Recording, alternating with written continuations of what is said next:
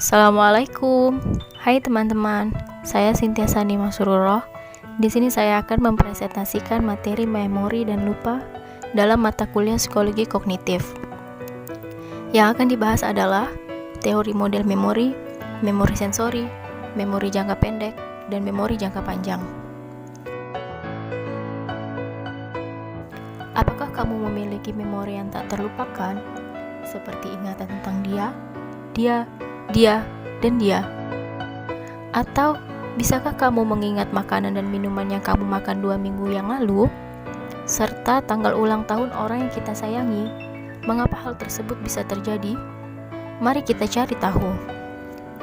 Pada tahun 1850, peneliti Jerman bernama Hermann Ebbinghaus menulis kajian ilmiah tentang memori. Ia ingin melihat bagaimana seseorang dapat merasakan sensasi indera, perasaan, dan ide-ide di alam sadar yang tidak dapat dilihat secara fisik namun dapat diingat lagi.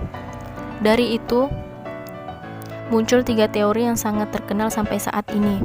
Pertama, teori dari William James membagi struktur memori menjadi 2, yaitu memori primer dan memori sekunder.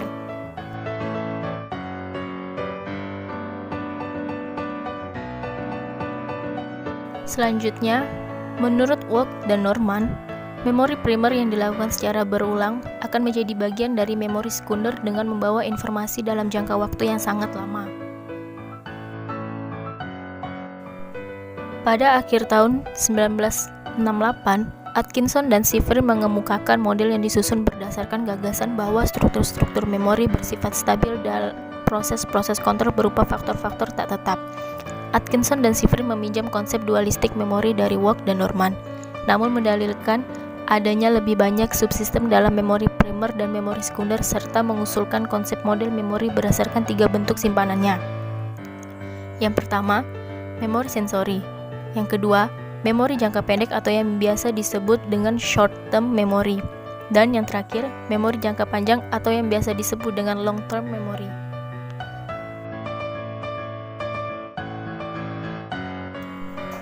Memori sensori adalah tempat penyimpanan awal informasi dari hasil stimulus yang ditangkap oleh panca indera, seperti suara oleh telinga dan bibir, gambar visual oleh mata, dan sentuhan oleh kulit. Durasi penyimpanan sekitar 250 ml hingga 4 detik. Memori jangka pendek atau memori primer merupakan penyimpanan informasi sementara. Durasi penyimpanan umumnya 12 detik. Memori primer terjadi melalui proses kesadaran atas kejadian yang baru terjadi seperti mengingat nomor telepon orang yang disukai. Memori jangka panjang atau memori sekunder memiliki kapasitas penyimpanan yang tidak terbatas. Sebagian besar berisi pengetahuan visual yang bermakna dalam hidup, seperti, ingatkah kamu kenangan yang paling berkesan bersama mantan? Pernahkah kamu bertemu orang di jalan dan merasa kenal, tapi lupa namanya ketika kamu mau menyapa? Atau, pernahkah kamu sudah belajar semalam untuk ujian besok, tapi saat ujian kamu lupa jawabannya?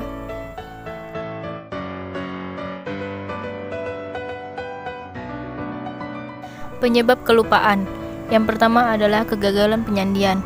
Kegagalan memasukkan materi ingatan ke memori jangka panjang. Hal ini terjadi jika informasi tidak memasuki otak kita melalui reseptor-reseptor sensoris akibat pengaruh sistem atensi. Akibatnya, tidak ada informasi yang tidak dapat diingat. Misalnya, ketika kita diperkenalkan kepada seseorang dan tidak lama kemudian kita tidak mampu mengingat nama orang tersebut. Kita mungkin bukannya melupakan nama itu, tetapi nama tersebut mungkin memang tidak pernah memasuki sistem memori kita. Sebuah faktor lain yang dapat mempengaruhi kegagalan penyandian adalah faktor stres. Yang kedua, kegagalan konsolidasi, yaitu hilangnya memori akibat gangguan organik saat pembentukan jejak memori yang berakibat pada terbentuknya memori-memori yang tidak sempurna. Bagi individu yang bersangkutan dirasakan sebagai kelupaan. Dalam kegagalan konsolidasi, memori jangka pendek bekerja sama dengan normal. Namun, gangguan terjadi pada proses perpindahan informasi dari memori jangka pendek ke memori jangka panjang. Yang ketiga, decay. Secara harfiah berarti pembusukan. Adalah memudarnya memori seiring berlalunya waktu atau akibat jarang digunakannya memori tersebut. Decay dapat terjadi di memori jangka pendek, seperti mengingat nomor telepon yang diucapkan operator. Decay dapat pula terjadi di memori jangka panjang, yakni saat informasi yang tidak diakses memudar secara ilmiah. Eksperimen Ebbinghaus yang telah disebutkan sebelumnya adalah sebuah contoh decay. Dan terakhir, kegagalan pengambilan, kemampuan isyarat memori dalam pengambilan memori. Kegagalan pengambilan memiliki problematika tersendiri karena sulit dibedakan dengan decay atau secara harfiah pembusukan dan kegagalan penyandian.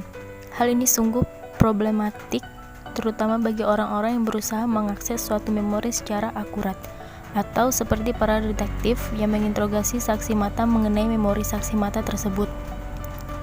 Upaya mengungkap suatu memori yang sesungguhnya tidak eksis, atau akibat decay maupun kegagalan penyandian, dapat menyebabkan timbulnya memori palsu.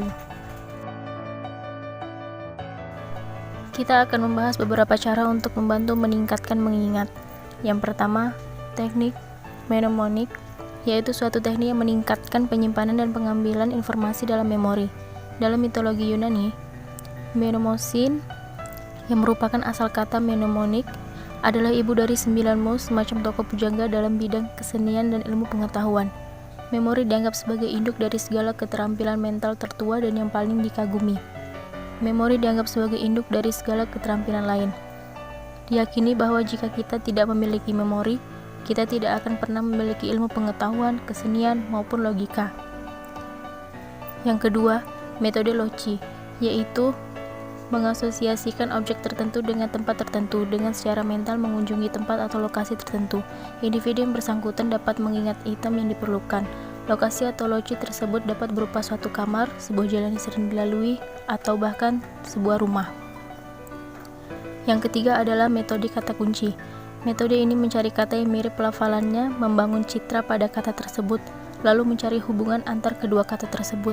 Selain itu, pada teknik-teknik verbal ini terdiri dari akronim dan akrostik.